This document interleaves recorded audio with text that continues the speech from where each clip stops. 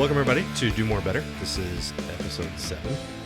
Just as a reminder, we would really appreciate, again, we're aiming for a dialogue. So sending us questions and sticking with us and letting us know what you're interested in hearing our thoughts on. We have been fortunate that we've got people in our lives that have already kind of known we're going to do this. And so they know that they've fed us a few questions. This is a friend of my wife's that asked this question. So this is the first time we're actually going to take a question directly from a parent. Right. Yeah. I think it makes it hard because we do get lots of questions from parents, but they're usually confidential questions. Right. That we keep within the confidence of a therapy room. Right. So this is we've got an opportunity to take an actual question. And we probably also have a few extra things to it. I got to have a back and forth a little bit with this parent, and I even ended up seeing a video of the child. So I'll tell you about that later. Nice. And you did get permission to talk about this. Yeah, so we cleared with them and made sure they knew that they were going to be on here. I think they're actually pretty eager to hear both of us talk about it. So here's the question. Parent asked, my kid is really into vacuum cleaners, and it seems odd. So it's a 4-year-old male, and they're obsessed with vacuums. They like to watch YouTube videos about vacuums. They like to vacuum the house, and they can tell you various makes and models of vacuum cleaners. Been this way ever since age 18 months. But the kid has really good social skills, great language development. What's up? Why does my kid like vacuum cleaners? That's really it.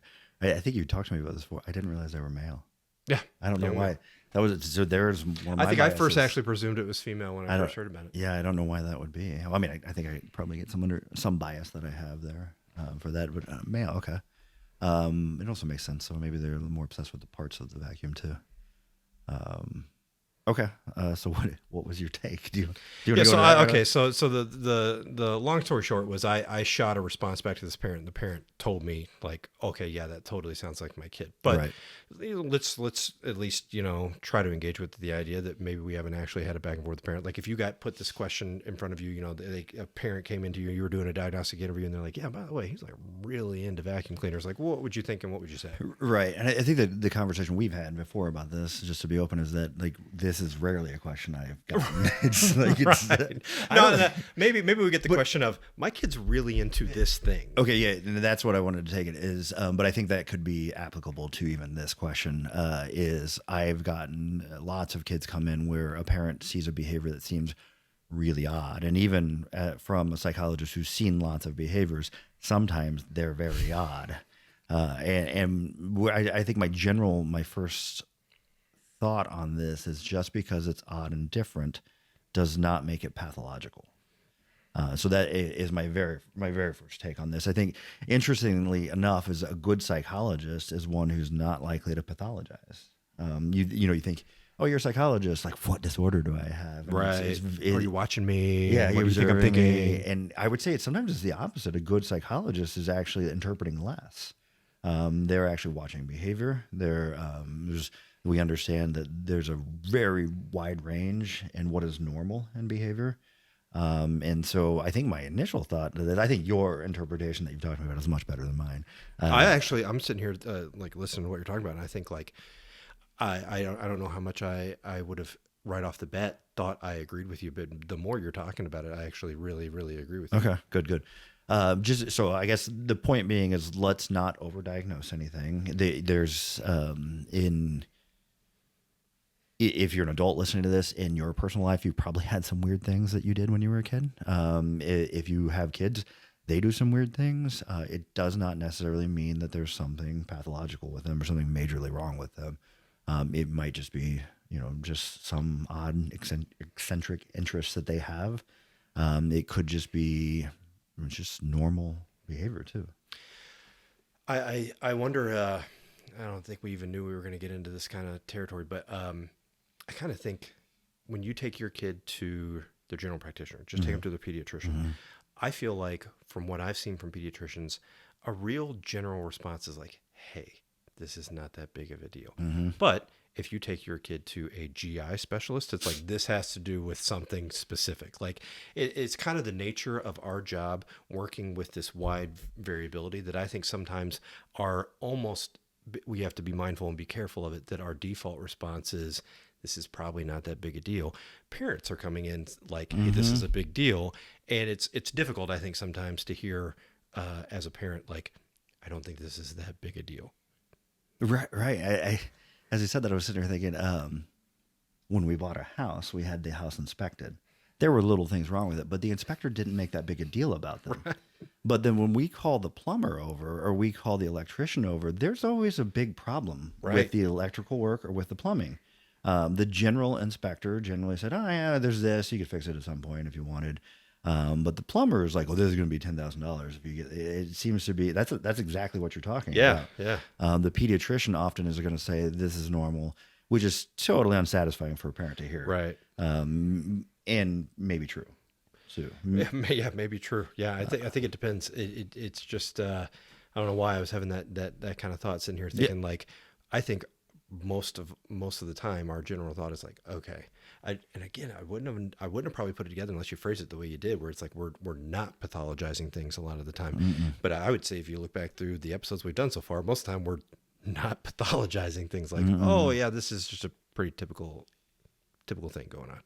Right. Yeah. I mean, it may not be normal, but typical. Right. And sometimes things that are normal aren't always good or typical too. So yeah, I get it. I think I get a lot of times people are worried about like sexual behaviors and they're worried about like, is this normal? And it's like, well, I mean, from a frequency standpoint, I don't think it's like a high frequency of a behavior, but it's probably fairly normal as far as like this kid's not necessarily experiencing a pathology. Right. And I don't want to get into specifics, but that when you brought up this case of the vacuum was my immediate thought to some kind of odd sexual behaviors I've seen from teenagers, particularly teenage boys. It seems like, and it's not common and it's normal. Right. But then I also think we see things that are very common, heart disease in men, 7 or 8 hours of your cell phone use in a teenager, very common, but maybe not good. Right. And maybe pathological actually. They're a problem at least. Yeah. No, good point. Yeah. All right, so let's see here. I guess that was my initial response is that, is just because it seems odd and it's weird doesn't necessarily make it a diagnosis or doesn't make it normal. But there are some diagnoses that could fit here too. Yeah, so that was my basic sentiment to the parent when they asked me the question. I started off with talking about, I mean, there could be some sort of paired association. There could be something where, I remember with my firstborn when she was first born, it was so difficult. We were like bouncing on a bouncy ball with the vacuum cleaner running, trying to get her to stop crying and screaming. And I think if she came to me right now and said like, I just really love it when you guys are running the vacuum cleaner, I'd be like, you're right. Well, the first 9 months of your life, we were doing that every night trying to get you to fall asleep. So, it only takes really one strong event for a kid where if you're 1.5 and mom is vacuuming and you have some sort of, first internal experience of like, oh, I feel soothed and this feels good. It's like, you could end up just loving that experience for a while. But my sentiment there was, I don't really know if you're going to be able to ever tether that out. I don't think you're going to be able to ever go, oh yeah, it was related to this like that one time, because the kid's probably not verbal enough to tell you. Right. Yeah. And it may not even be conscious of something like that too at that point too. But those paired associations, I think, to anybody who took an intro to psych class, Pavlov was onto something. Oh, absolutely right. And like I think probably not as important as they thought, as Pavlov thought at the time, but still like really important. Like those paired associations are really, really, really normal. They occur all the time. And if you don't believe they exist, walk into a kindergarten classroom when it's really loud and shut the lights off. Mm-hmm. See what happens. All of them get quiet. Yep. You don't tell them to get quiet, but there's a paired association between the lights being off and being quiet. Right. And so, yeah, that makes tons of sense to me. Is that I know, like for me as a kid, the minute we got into a car, I fell asleep. And you start to see issues. I'd say paired associations and sleep are probably the most big deal, right? Yeah, I mean, if you're ever working with somebody on like a sleep routine, like you're trying to pair up behavior with like what the associations are supposed to be. Yeah. So I guess getting to your kid might have an odd interest, or you yourself might have an odd interest because of some paired association that you may not even remember. Yeah, I think a lot of like fetishes get like I related to would that, right? agree Yeah. with that. Yeah. Yes, I'm sure. So the little what was it, little Alfred or little Albert? What's the old study with the Little Albert. Yeah, little Albert when they did the phobias. Yeah. Like phobias are paired associations. And that ended up like generalizing all over the To place. They all- took like a white bunny, and then it became anything white would just flip this kid out. This is an old study. Yeah, but so little baby, they basically would show a white bunny and make a loud noise associated with a white bunny, and then the kid got to where he would scream and yell. anytime he saw the white bunny, he'd start Yeah. getting scared because they would like, I think they crashed cymbals like right up behind him, like, Yeah. and so then like it was like a white rat, white came, rat. or there's just, the kid got really, really. That's one of those before the ethics IRB committees got rewards, yeah. So then I went into I think you said there could be some actual pathology associated with it. My follow-up questions were, do you think this kid's knowledge of vacuums was professorial, like something to the effect of where this kid in 100-mile radius knows more about vacuums than everybody else and could teach vacuum maintenance 101 at the local community college, and the parent was like, yeah, this kid could. He absolutely could tell you, like if you came to him and said, I'm considering a Roomba for my house, he could be like, here's what you ought to do for this one. I mean, he absolutely could do that. So what does that lend itself to? I mean, it starts in autism spectrum is what you start, like, again, I'm going to go back to the first idea, which is the simpler explanation of you don't have a disorder that a small percentage of people have. And when you have a fairly high amount of specific knowledge in an area and you tend to get a little obsessive over it and basically filter out all information not related to that, you start thinking autism spectrum stuff. Asperger's was what we would used to have called it. Yeah, that was like a fourth iteration of the DSM, and now it's been technically removed. Yeah, and so that sometimes we'll talk about the DSM, and the DSM-5 is the newest one, and they've removed Asperger's. Instead, they added one called social pragmatic language disorder, which is fairly similar but not supposed to be the same too. Most people are moving away from the DSM though and using ICD anyway, which is another diagnostic system, and Asperger's is still in the ICD. I think I personally wish they would have never gotten rid of the Asperger's diagnosis because I thought it was so. Some of them are so well representative of who you're talking about, and I think when you've got a kid who's obsessed with vacuums and teaching vacuum maintenance 101, it's like, oh, this isn't necessarily autism. We're not, seeing language delays and all those kinds of things, but that like high level of engagement with like a very high focus. It's like, like just being able to summarize it sometimes as Asperger's is convenient. It's convenient. Yeah, it's convenient. It's helpful. We were actually just talking about off camera a little bit is how, like, even sometimes somebody who has Asperger's, it's not even necessary to diagnose them right away because it doesn't change much. It just helps us understand them a little bit better. Right. It tends to help parents, understand it. It's like, okay, they're just like really obsessed with it. Like Einstein might have had autism, just the thing he obsessed on was physics, we probably a lot of really famous people who came up with really great ideas were just probably on the spectrum in some level. I mean, Elon Musk just came out saying that he has Elon Musk. Asperger's. You're right. Yeah. And that's, I think it's not a common diagnosis and a common thing but I wonder if people who are really, really effective at certain things and that's all they care about might actually be pretty well understood from the Asperger's understanding. Yeah. So I started asking more about social skills and that kind of thing. And it came out, kid is great verbally, absolutely no verbal delays. So very eloquent. The video I saw, kid was speaking, he's 4 years old, but was speaking 5, 6 years old level, and great social relationships, good social skills. I started asking about his intelligence because one of the things I took from a very, very great practitioner when we were on internship was the line between Asperger's and really, really high IQ kid is a razor thin line. I mean, these high IQ kids are going to come across peculiar or unrelatable or something where you would like suspect Asperger's, but it's really just more related to high IQ. Yeah. I don't really I would agree with that. So high IQ is usually measured verbal abilities and then like some sort of like processing speed and some sort of working memory and some sort of like being able to find patterns and things like that. And So the fact that this kid has really strong verbal abilities, probably very strong attentional skills is what I would imagine, and good working memory, good processing things fairly quickly. They just might have struggle relating to other people. Yeah, I think people really do not understand how rare intelligent people are. Yeah.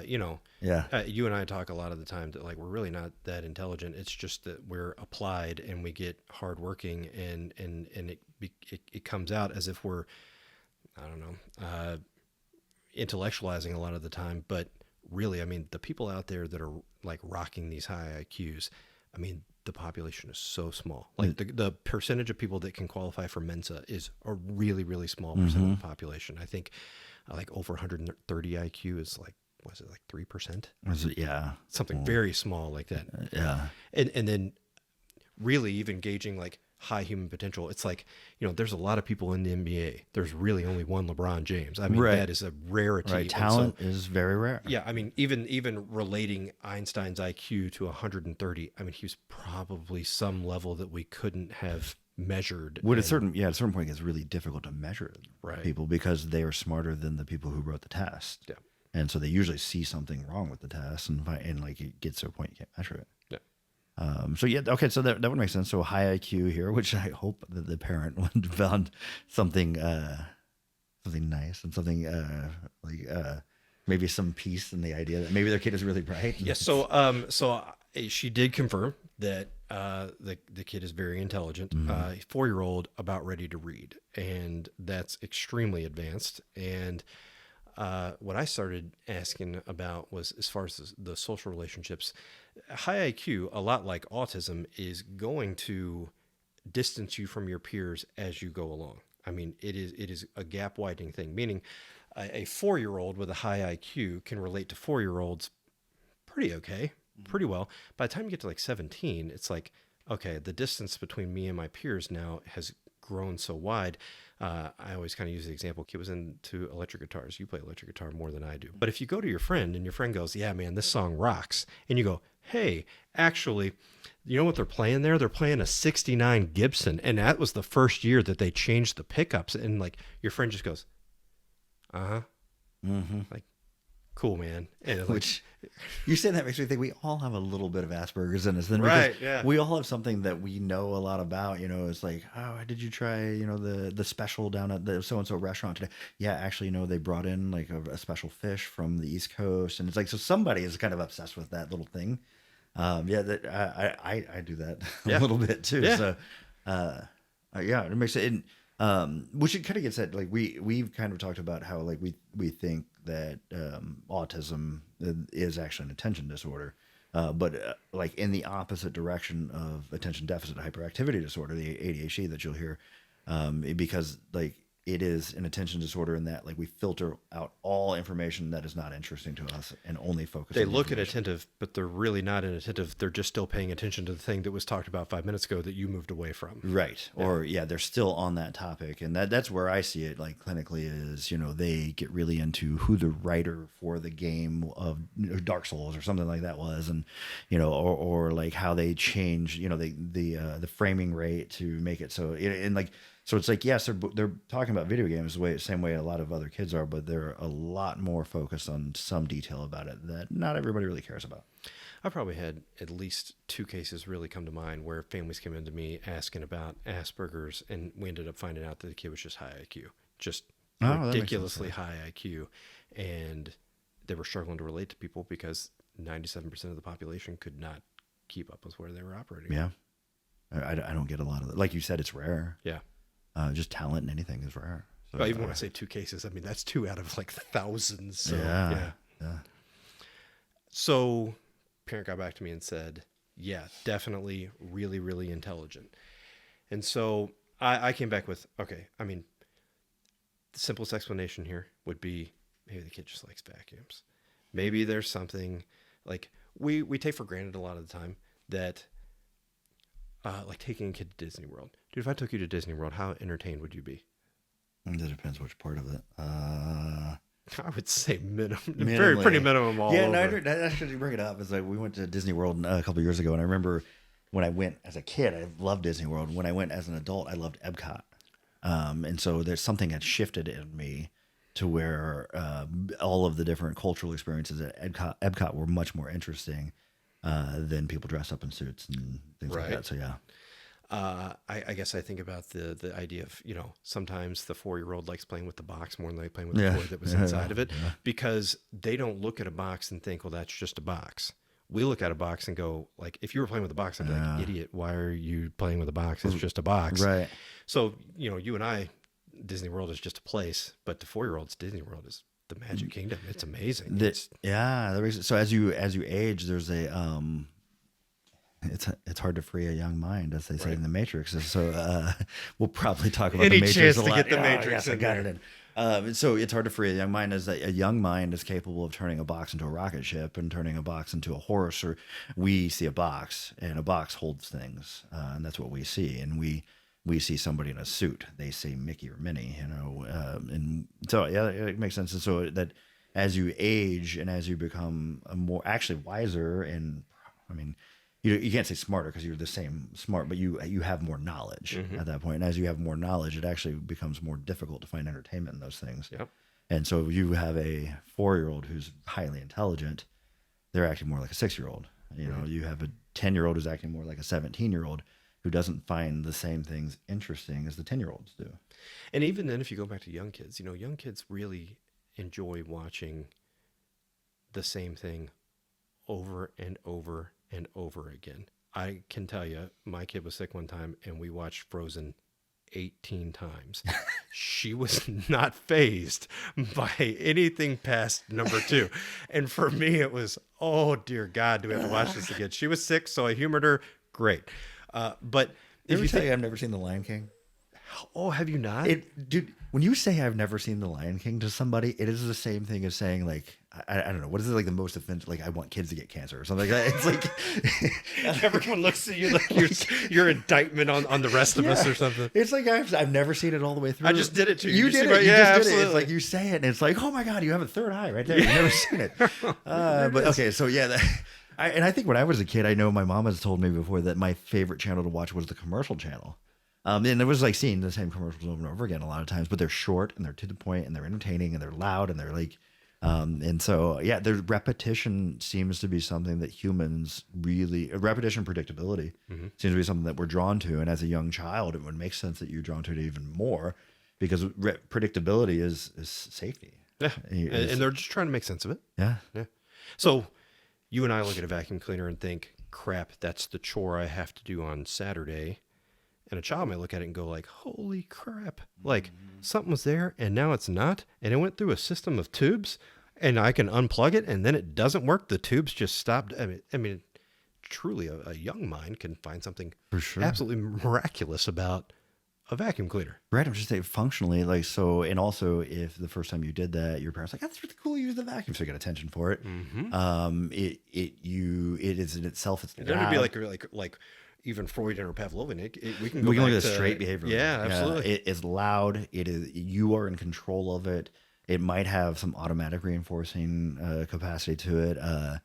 If you don't like things to be dirty, there's a little bit of negative reinforcement where you get rid of the stuff that you don't like there. There's all kinds of reinforcing possibilities there. And I guess they would probably occur in other things too. It's not just vacuums, but I can see that. So I saw a video of the child, and I mean, his face was super expressive. Eyes were lighting up. Was he vacuuming at the time? No. But talking about vacuums and super expressive. When parents were engaged, his face was reflective, engaged as well. It was real obvious to me that this was not a kid that had Asperger's or something like that. So my response to the parent came down to, look, I think your kid's just probably pretty smart. I bet they're probably I didn't know this at the time, but firstborn probably, high conscientiousness. We talked about the big 5 at one point, but one of those aspects is conscientiousness. People who are high in conscientiousness want order. Things have their particular place. And I said, I bet your kid is probably pretty structured in play, and I bet they're pretty smart, and I bet they're pretty organized about how they go about things. And the parent was, yeah, absolutely. It's a firstborn kid, super intelligent, and pretty ordered and structured in the way they go about play. High pleasers too, I imagine too. Have they had a second born? Yeah. How's that going? Well, never asked about it. Yeah, I was so gonna say, I didn't bring imagine anything that's up going to be tougher. Just my guess. Man, I've got a second born. I can just tell you what I was expecting is just completely. Really? Oh yeah. I mean, I was a second born. I was a very, very demure Yeah. child. My second born, man, like she's swashbuckling, man. She'll swing from the rafters. I mean, like birth order stuff is like debatable about whether or not actually, but for me, anecdotally, I see second borns are a little tougher. Yeah. The firstborns are pleasers. But it's not always the case. It's not. I think sex of the baby probably has a big part of it, and I think also like it's really hard if you're not a parent to know this, but I mean the first time you're a parent, I'm sure your cortisol levels are just so ridiculously high because you're so anxious. You've never done something before. My reaction with the second born, I mean with the firstborn, if she went into the kitchen, I followed her. I went into the kitchen. With my second born, if she goes in the kitchen, I'm like, hope you don't. Different environment. Yeah, it's a totally where I'm a different totally different parent, even though the environment would technically be the same. You and I know, like environmental descriptions of this are they're so exhaustive. People don't understand the impact of environment. So those other explanations we talk about, those paired associations and behavioral approaches, like it's really, really easy to underestimate what that influence is. And I think this would be a topic for another episode, but heritability is an interesting idea. The thought is that you're in the same family, your two kids have the same genetics, but it's totally different. Just because something is in the family does not make it genetic. It also doesn't make it environmental. It's much more complex than that. One of the things I thought about with this case was like, I know that the parents are pretty intelligent themselves, but even if you're 120 IQ and your spouse is 120 IQ and your kid comes out 160 IQ, that's really normal for human beings. We are not, dogs that have gone through thousands of years of, breeding processes and that kind of stuff. I mean, like your kid shows up with 160 IQ and you're like, where did that come from? It's like, well, humans have genetic variability. You could have just, had a unicorn here where this kid just came out absolutely ridiculously intelligent. Mm-hmm. Mm-hmm. Maybe we should just summarize some things here. I think both of us would say probably the simplest explanation is the best. Yeah, Occam's razor is a perfect place to go. The analogy, this is probably Pat Fryman who said this, is one of our mentors, that if you are ever sitting there and you hear hoofbeats behind you, the odds are there's a horse there. Now, it's totally possible there could be a zebra. And if we take it a step further, maybe there's a unicorn. I added that part of it. So the unicorns don't exist, so we can guess that's not there. Zebras are not likely. Horses are much more likely. And so we look for horse explanations first. If we can't find a horse explanation, then we can go to a zebra explanation. Humans by nature like zebra explanations. Mm-hmm. We tend to move towards these very low probability, scary explanations to what's going on, when really there's a horse explanation. Which is kind of what we came to here. There's behavioral contingencies in place. There's just this kid's natural interest. There's a zebra explanation is probably more than the kids on the autism spectrum, to be honest. And really, I don't know. That didn't change a whole lot. Just something that helps us understand. And if you suspect something like that with your own child, go do a diagnostic interview with a provider. Yep. Go find a psychologist. Yeah. Have them interview. But I think sometimes people don't understand that, like, you may come out of my interview and me go, I don't think there's anything wrong here. There's not always going to be something that needs to be addressed clinically. But as far as a solution goes, the solution I offered this parent was, I don't think this is a big deal. I'd indulge in it. I'd totally let this kid enjoy the vacuums and don't worry about it, and just go with it. No, my thought would be is if there were some other things going on with this kid, you would have had a different explanation. Like if the kid didn't seem to show joy and attention, if the kid did not seem to have empathy, if the kid really struggled with socially, then you would have said, yeah, you should probably go see a psychologist, because in that case, like applied behavioral analysis, which is therapy for kids with autism, is so beneficial. Mm-hmm. And the earlier you can get that started, the better. But this kid didn't have any of that stuff. They just had it in his obsession with the vacuums. And again, I was fortunate to see a video where, I mean, I can't tell everything from video. Most of the time when people offer me a video in clinic, I'm like, I don't want to watch whatever fight erupted in your family. It's so often though. Do you want to see a video? Yeah. And sometimes I do. Yeah, I actually do want to see a video. Yeah. But I think that's part of it too. In your diagnostic interview, you're able to gauge a few things from the kid and the way they're responding and the way that they're, clicking on things like empathy and sarcasm. Mm-hmm. So yeah. Okay. All right. Next episode, we're also going to do another parent question. Good. And I would just say a shout out, send more questions. Please send more questions. Yeah. They're very useful. They give us things to talk about, and I think they're a lot more applicable, hopefully, to people's lives than just what we feel like talking about. Yeah. And thanks very much to this family for allowing us to talk about this. We appreciate the trust to let us do that, especially in this format. So Definitely. Yep.